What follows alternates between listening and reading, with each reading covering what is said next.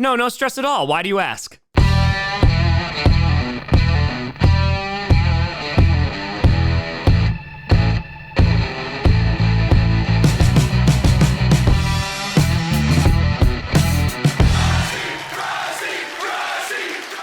Grossi Posse Packer Nation. Welcome to an episode of Packcast, the podcast where you don't have to be a Packers fan, but it sure does help. I'm your host, Tom.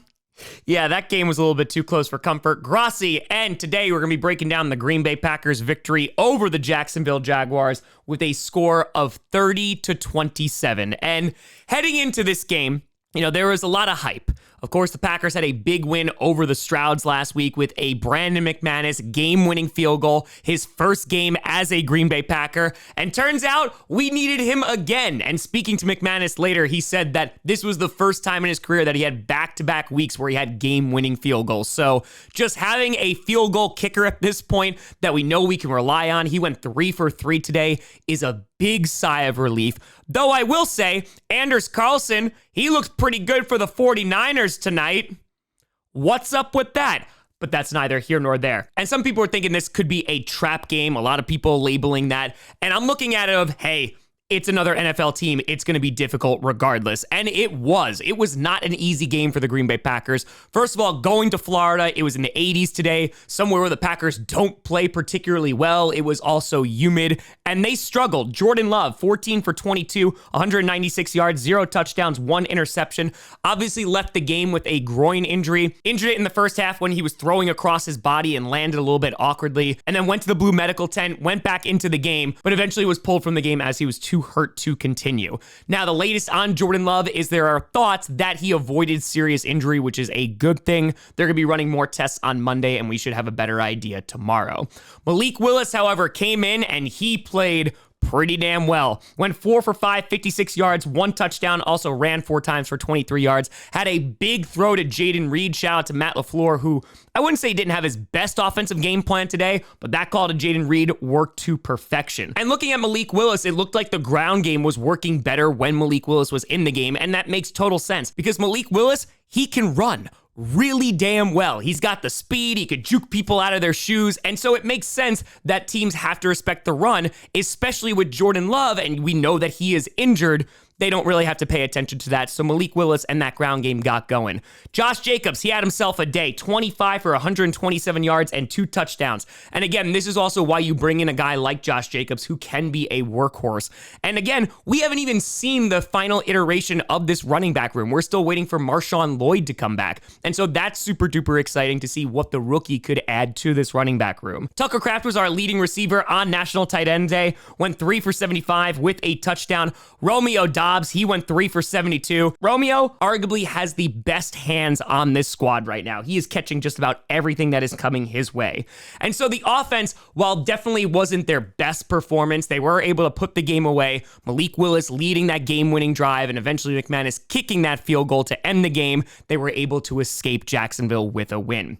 Looking at the defensive side of the ball, Xavier McKinney with another interception this week, and that makes 6 on the year. He is leading the NFL in interceptions. We also had a fumble on a strip sack for Trevor Lawrence. Trevor Lawrence was only sacked once today.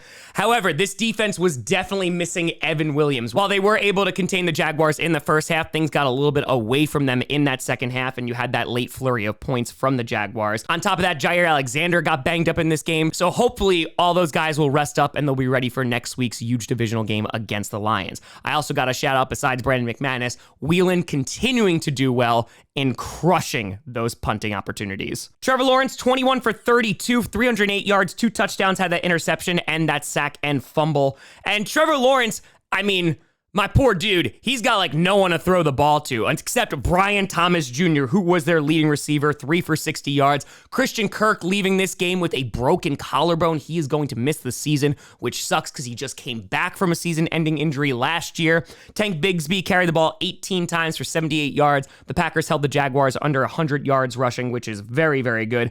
I also have to shout out the Jaguars punter, Logan Cook, for a 73-yard punt in this game, which was absolutely wild. And unfortunately for the Jaguars, they are going to drop to 2-6. Their season definitely in jeopardy, especially with these injuries now. And the Packers advance to 6-2. And with the Vikings lost this past week, they are now in third place. The Bears lost, they're in fourth place, and the Packers are in second place in the NFC North, which of course the Lions leading the division right now. And the Lions, they absolutely whooped the crap out of the Titans today. And just to be very clear, regardless if we have Malik Willis or Jordan Love, it is going to be a very difficult game next week. And it's not going to end after next week either, because they're going to have another opportunity to play them. So even if the Lions do wind up winning like they did last year, the Packers are going to pay them a visit later this season. But the other really good news is that after this Lions game, there is a bye week. Obviously, there's a bunch of injuries on our team right now to some of our key players. Evan Williams has been playing lights out. Jordan Love, of course, our starting quarterback. Packers got to make sure that they get a bit more healthy. So even if this Lions game doesn't go the way that they wanted to and Jordan Love doesn't start, and again, we should get more clarity tomorrow,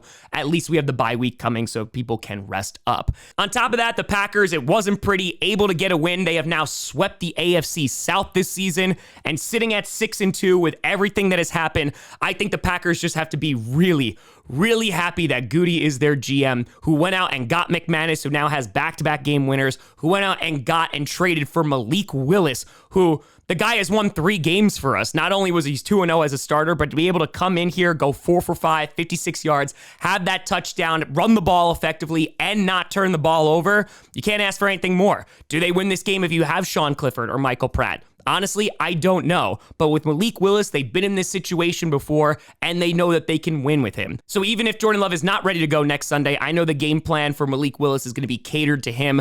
I think the last time that Malik Willis started, he is more than capable to leading this team and can throw the ball. He just doesn't have to hand the ball off. We've seen that before. So yeah, I'm cautiously optimistic. I'm just hopeful that Jordan Love can play, because I just want to see the Lions and Packers go at it and just see who's the best team in the NFC North as of week 9. But as of right now, the Green Bay Packers are sitting at a very fortunate 6-2. Like I said, not the prettiest win, but at this point, a win's a win. The Packers escape with one, and on to the Lions. But let me know what you think down in the comments below. How do you feel about this game and the Packers win? And next week, let me know. You know, I saw me at TomGrossiComedy.com or TomGrossiComedy, all social media, see down below. A big shout and thank you to all the patrons and YouTube members for supporting this channel. And thank you so much for watching. I'm Tom Grossi. And as always, go Pack Go.